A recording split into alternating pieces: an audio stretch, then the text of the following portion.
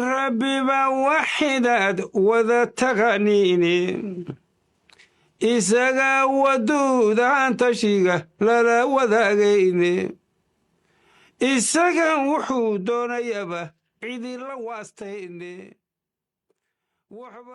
بسم الله الرحمن الرحيم. الحمد لله الذي بنعمته تتم الصالحات، والصلاة والسلام على نبينا محمد وعلى آله وصحبه وسلم أجمعين. waxaan wadnaa taxanihii aan uga hadlaynay magacyada Ilaahay subxaanahu wa ta'ala ee aan marba la faguraynay sharxaynay wixii Ilaahay subxaanahu wa ta'ala nooga fududeeyo aan si kooban u taabanaynay marba magac kamida magacyada Ilaahay subxaanahu wa ta'ala. waxaan ka hadli doonaa hadeertaan magaca al-mu'min. magaca al-mu'min culimadu laba macnaba waa ku sheegeen. macno waxa weeye in Ilaahay subxaanahu wa ta'ala uu ku ammaan siinayo oo nabad uu ku siinayo oo deganaansho uu ku siinayo. macnaha labaadna waxa waaye in Ilaahay subxaanahu wa ta'ala uu yahay uu dhabeeye oo uu ku dhabeynayo waxaad Ilaahay subxaanahu wa ta'ala ka filaysay wuxuu Allah subxaanahu wa ta'ala ku ballan qaaday. marka maadaama magaca assalaam aan uga soo hadalnay in Ilaahay subxaanahu wa ta'ala nabadda hayo iyo noocyada kala duwan ee nabadda magaca hadda aan gacanta ku hayno ee ah al-mu'min waxaan xoog saari doonaa inuu yahay magaca u dhabeeye oo Allah subxaanahu wa ta'ala uu ku dhabeynayo wixii uu ku ballan qaaday ama wixii Allah subxaanahu wa ta'ala qawaaniin ah oo uu sameeyay haddii aad soo martid inaad ku heli doonto waxyaabo fara badan oo Allah xaggiisa kaaga hirgelaya oo sida aad filaysay u dhacaya. kelmadda al-mu'min quraanka hal mar bay ku soo aroortay. والله الذي لا إله إلا هو الملك القدوس السلام المؤمن. إله سبحانه وتعالى مركز المامها إيو مقعيضة أو سبحيه بكمتهي المؤمن وقرآن كجرته وحيابها إله سبحانه وتعالى وكود بين يوحاكم ده وحاد إلهي كفرنا يسوء وخير كأه إيو إله سبحانه وتعالى سفوين كيسا ونوناكسن dabeecadihi ee ku jira magacyadiisa ee ku jira maxaan ku iraahdaa tilmaamihiisa baa waxay ku keenayaan in adiga deganaan ku nooshahay oo qalbigaagu uu kugu degan yahay. sida darteed Ilaahay subxaanahu wa ta'ala sifooyinkiisa wuxuu ka ilaaliyay inuu dulmi sameeyo waana iska xarimay adoomadiisana wuu ka xarimay waana meesha aad nabadda ka helayso. wuxuu kaloo Ilaahay subxaanahu wa ta'ala cid walba ka xarimay oo xataa nabiyada laga xarimay inay sameeyaan waxa la yiraahdo dhagar ama qadriga waxa la yiraahdo in qofku uu ballanta ka baxo ama ballanta dhexdeeda uu kugu dhagro waana meesha aad ka helayso inaad waxa filanaysay in lagaaga dhabeeyo oo haddii qof la heshiiso waxaad filanaysaa heshiiskaas inuu ku fulo. dhagartuna waxay ka timaadaa wixii aad filanaysay cagsigeeda in lagu sameeyo adoo ka seexday oo niyadda gashtay inaan lagu dhagri doonin oo si nabada oo heshiisa oo runa lagula dhaqmi doono. sida darteed Ilaahay subxaanahu wa ta'ala ummadiisa waxyaabo fara badan buu u dhabeeyay. adoomadiisa waxyaabo u dhabeeyay waxa kamid ah inuusan asagu dulminaynin oo Ilaahay subxaanahu wa ta'ala quraankiisa ku sheegay la dhulma al-yawm fal-yawma la tudlamu nafsun shay'an. sida darteed Ilaahay subxaanahu wa ta'ala wuxuu uga dhabeeyay inaasan adoomadiisu asaguna dulminin ayaga dhexdoodana uusan dulmiga u ogolayn. wuxuu kaloo Ilaahay subxaanahu wa ta'ala uga dhabeeyay khalqigiisa iyo ummadiisa inuu badbaadinayo oo uu ilaalinayo maalinta ay u baahan yihiin in la ilaaliyo. qul man biyadihi malakuutu kulli shay'in wa huwa yujiru wa la yujaru alayh. wuxuu kaloo Ilaahay subxaanahu wa ta'ala khalqigiisa oo basharka ah uga dhabeeyay markuu u ballan qaado inuu nabad siin doono inuu nabadda siinayo wala yubadilannahum min ba'di khawfihim amna. wuxuu kaloo Ilaahay subxaanahu wa ta'ala khalqigiisa uga dhabeeyay goobaha qaarkood marka ay joogaan inay nabad ku helaan oo xasharaadku nabad ku helayaan oo xayawaanku nabad ku helayaan oo cid walba ay nabad ku noolaanayso. waxa goobtaas kamid ah Makka oo Ilaahay subxaanahu wa ta'ala uu ku magacaabay al-baladul amiin.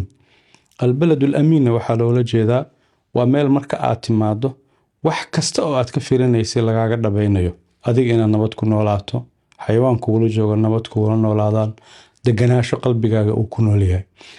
Ilaahay subxaanahu wa ta'ala uu gaarsiiyay dadka wanaagsan ee asaga ka dhowrsaday quraankiisa waa ka Ilaahay ku yiri innal muttaqiina fi maqaamin amiin oo macnaheedu tahay meeshay tagayaan waa meel cabsida laga dhowray waa meel dhibka laga dhowray waa meel wixii Ilaahay subxaanahu wa ta'ala ay ka filaayeen oo dhan looga dhabeeyay oo ka bilaabanaysa in looga dhabeeyay inay jannadii galaan. maxaa marka cagsigeeda ah waxaa cagsigeeda ah waxa lagaa filanayay oo ah ammaano lagaa filanayay waxaad ballan fuliso inaad fulin doonta. cagsigeeda waxaa la yidhaahdaa khiyaano. khiyaanadu maxay tahay? khiyaanadu waxay tahay qofkan wuxuu ku seexday wixii aad ku heshiisay inuu ka dhabayn doono, ama wuxuu kaa aaminay wixii aad ku wada hadashay inaad samayn doonto. markaad ballantii ka baxday waxaa samaysay waxaa la yidhaahdo khiyaano. khiyaanadaasuna marka lasoo koobo waxaa weeye wixii uu kaa filanayay baadan ka dhabaynin. sidaa darteed qofkaas wuxuu ku sifoobayaa qof aan aamin ahayn.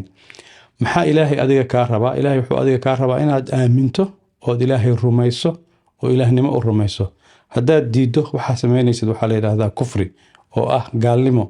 wixii ilaahay kaa filayey oo ahay inaad rumayso baad aqbali weysay, waa diidday. diidmadaasa waxaa la yidhaahdaa kufri. sidaa darteed qofka muslimka waxaa laga doonayaa in anshaxiisa iyo akhlaaqdiisu ay ku jirto hantidiisa, maalkiisa, dhaqankiisa, wax walbo asaga quseeya inuu lahaado waxa laga filanayo wax wanaagsan. nabiga caleyhi salaatu wasalaam waxaa laga wariyaa inuu qofka mu'minka ah marka uu dembi gelayo, macaasida qaarkood markuu sameynayo, in iimaanka laga qaado. oo qofkan markuu zinada gelayo iimaankii baa laga siibayaa, markaasuu macsidii sameynaya. ama markuu tuuganimada sameynayo iimaankii baa laga qaadaya. macnaha loola jeedana waxaa weeye adiga markii aad qof mu'mina tahay waxaa tahay qof sameynaya waajibka ilaahay ku saaray, waxa lagaa filaya inaad ku dhaqmayso.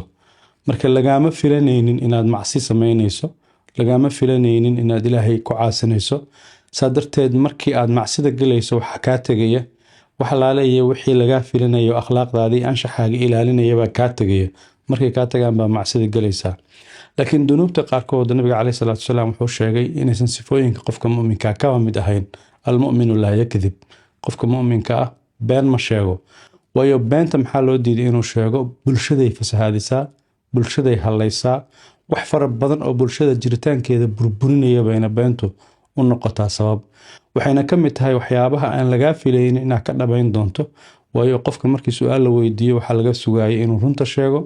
beentu marka waxay kasoo horjeedaa mu'minnimadii oo waxay keenaysaa wixii la rabay inaad ka dhabayso waxaan ahayn baad samaynaysaa.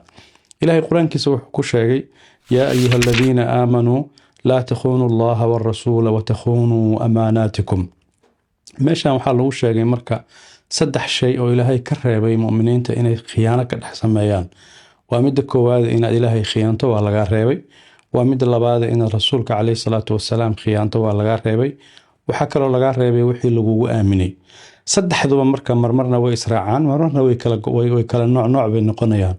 waa midda koowaad ammaanadu waa wax kasta oo lagu filayey, lagu dhiibtay, aad hayso ama la rabo inaad ilaaliso waajibkaaga shaqada ama waajibkaaga xilka adiga markaad hayso uu ku saarayo. waxaa ka mid ah hantida, waxaa ka mid ah xilka. haddii xil lagu dhiibay xilka laftigiisa waa ammaano. waxyaabaha ammaanada waxaa ka mid ah nabiga caleyhi salaatu wasalaam sharcigiisii iyo awaamirtii uu ku faray haddii aadan fulinin dee waad khiyaantay. ilaahayna waad khiyaanto hadda sharcigiisii baad ka dhex baxday. saa darteed waxaa lagaa rabaa inaad noqoto qof ilaahay rumaysan, rasuulka caleyhi salaatu wasalaam raacsan, ummadda ammaanadeediina uu ilaalinayo. waxyaabaha qofka la rabo inuu ilaaliyo oo u waardiyeeyo oo ka dhabeeyo waxaa ka mid ah towxiidka. waxaa ka mid ah inuu waalidkiisa ixsaan u sameeyo. waxaa ka mid ah aabihii iyo hooyadii inuu ixsaan u sameeyo. waxaa ka mid ah inuu dariskiisa iyo qaraabadiisa ixsaan u sameeyo. cagsigeeduna waa marka aad shirki samayso, ilaahay xaqaha baan caabudaya laakiin wax kalaan ku dhex daraya, oo meesha ka imaanaysa wuxuu alla kaa filanayay inaadan samaynin.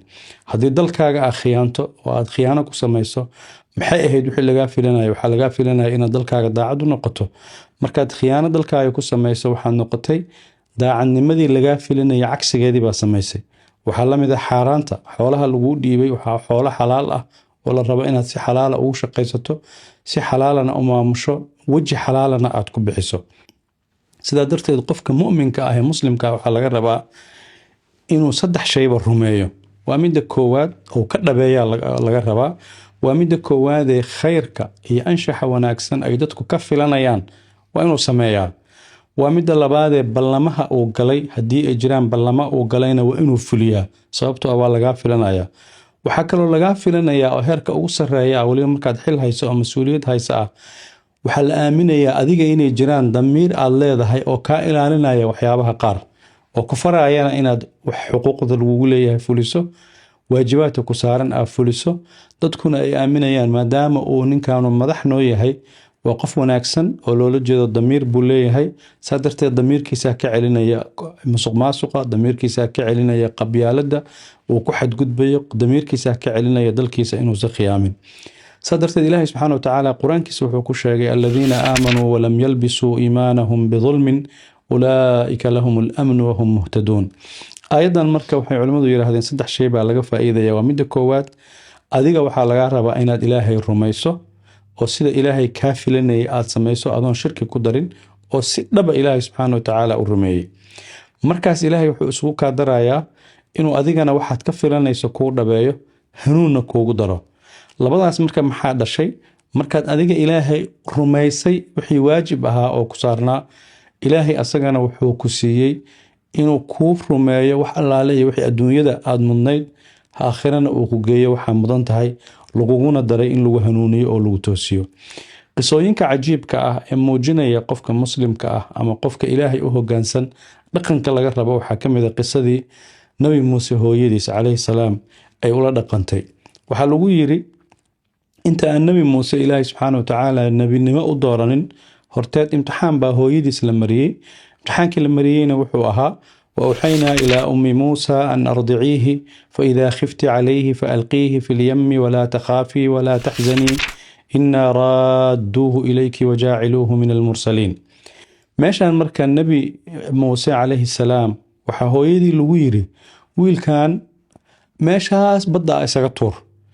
hana baqin hana walwalin annagana kuu soo celin doona runtii waa garan kartaa hooyo go-aanka intaas la eg inay gaarto wiilkeeda inay inta soo qaado badda isaga tuurto badda inay ku tuurto marka waxay keenaysaa inay aaminto inaysan wiilka mar dambe arki doonin oo baabi'i doono oo noloshiisu markaas ugu dambayso laakiin waxaa lagu yiri inna raaduhu ilayki wa kuu soo celin doonaa sadarteed ilaahay xataa markuu ka waramayay qalbigeeda iyo dareenkeeda wixii ku jiray wuxuu ilaahay quraankiisa ku yiri wa asbaha fuaadu ummi muusa faarigan in kaadat la tubdi bihi lawla arbatna ala qalbiha litakuna min almu'minin meeshaan u socno marka waxa waaye litakuna min almu'minin nabi muuse hooyadiis marka ay waxa samaysay oo ilaahay wacadkiisii iyo ballantiisiina ay fahamtay waxay noqotay inay u dhabayn doonto oo ay aaminto in ilaahay subxaanahu wa tacaala u dhabayn doono oo uu u samayn doono iimaankaas iyo yaqiintaas qalbigeeda galay baa wuxuu u keenay